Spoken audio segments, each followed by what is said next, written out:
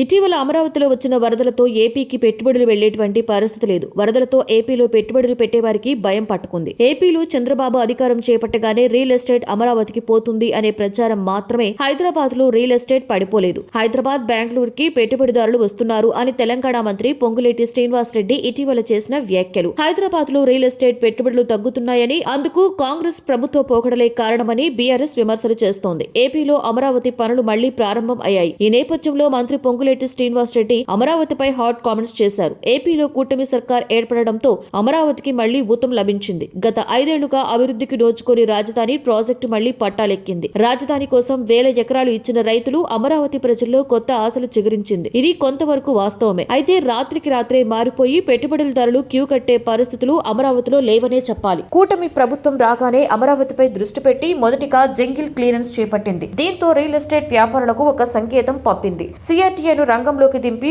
రాజధాని అభివృద్ధికి కట్టుబడి ఉన్నామని ప్రజల్లో నమ్మకాన్ని తీసుకొచ్చేందుకు ప్రయత్నాలు చేస్తోంది. ఇటీవల సిఆర్టీఏ భేటీలో 24,276 కోట్ల పనులకు ప్రభుత్వం ఆమోదం తెలిపింది. అమరావతిలో మొత్తంగా 45,249 కోట్ల పనులకు సిఆర్టీఏ ఆమోదం తెలిపింది. అసెంబ్లీ, హైకోర్టు, ఐకానిక్ టవర్ నిర్మాణాలు, రాజధాని లేఅవుట్లు, ట్రంక్ రోడ్లు, అసెంబ్లీ భవనాల నిర్మాణాలకు సిఆర్టీఏ గ్రీన్ సిగ్నల్ ఇచ్చింది. అమరావతి రాజధాని నిర్మాణానికి మొత్తం ఖర్చు 62,000 కోట్లుగా ప్రభుత్వం అంచనా వేస్తోంది. అమరావతి పనులకు కసరత్తు ప్రారంభం కావడంతో రియల్ ఎస్టేట్ వ్యాపారుల చూపు అటుగా మళ్లింది. గతంలో కంటే భూముల రేట్లు పెరుగుతున్నాయి. ప్రభుత్వానికి రోడ్లు తప్ప ఇతర మౌలిక సౌకర్యాలు లేకపోవడంతో భవిష్యత్ అవసరాలకు మాత్రమే భూములు కొనుగోలు చేస్తున్నారు. అమరావతి చుట్టుపక్కల ప్రభుత్వ, ప్రైవేటు భూములు సుమారు 50,000 ఎకరాల వరకు అందుబాటులో ఉన్నాయి. గతంలో చదరపు గజం 15,000 ట్రెండ్ అవగా ఇటీవల చదరపు గజం 25,000 ధరకు చేరుకుంది అని ఓ రియల్ ఎస్టేట్ వ్యాపారి తెలియజేశారు. రియల్ ఎస్టేట్ భూమి ప్రారంభమైందని, వార్షిక ప్రాతిపదికన భూముల రేట్లు పెరిగే అవకాశం ఉందని రియల్ వ్యాపారులు భావిస్తున్నారు. మరో 18 నెలల్లో భూముల ధరలు రెట్టింపు అవుతాయని ఆశిస్తున్నామన్నారు.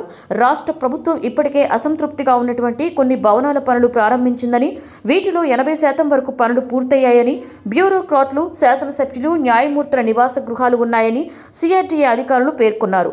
హైదరాబాద్, బెంగళూరులో భూముల ధరలు ఆకాశాన్ని తాకుతుండటంతో భవిష్యత్ అవసరాల కోసం కొందరు అమరావతి వైపు వస్తున్నారని రియల్ ఎస్టేట్ వ్యాపారులు అంటున్నారు. జనవరి 2025 నుండి బెంగళూరు, హైదరాబాద్లతో పోటీ పడుతూ అమరావతిలో రియల్ ఎస్టేట్ వ్యాపారం సాగుతుందని భావిస్తున్నారు. కేంద్ర ప్రభుత్వ మద్దతు, వరల్డ్ బ్యాంక్, ఏడీబీ రుణాలు సకాలంలో అందితే అమరావతి రియల్ రంగంలో మరింత స్పీడ్ అందుకుంటుందని స్థానిక వ్యాపారులు భావిస్తున్నారు. అమరావతిలో ఇప్పటికే కొన్ని పనులను పునఃప్రారంభించడంతో భూముల ధరలకు రెక్కలు వస్తున్నాయి. స్థానిక రియల్టర్ల ప్రకారం అమరావతి గ్రామాలలో భూముల ధరలు 60% నుండి 100% వరకు పెరిగి చదరపు గజం 50,000 తాకవచ్చని తెలుస్తోంది. గత 10 ఏళ్లలో అమరావతి రియల్ ఎస్టేట్ రంగం ఎన్నో కుదుపులు చూసింది. 2014లో ఆంధ్రప్రదేశ్ విభజన తర్వాత అప్పటి సీఎం చంద్రబాబు అమరావతిని రాష్ట్రానికి రాజధానిగా ప్రకటించడంతో భూముల ధరలకు రెక్కలు వచ్చాయి.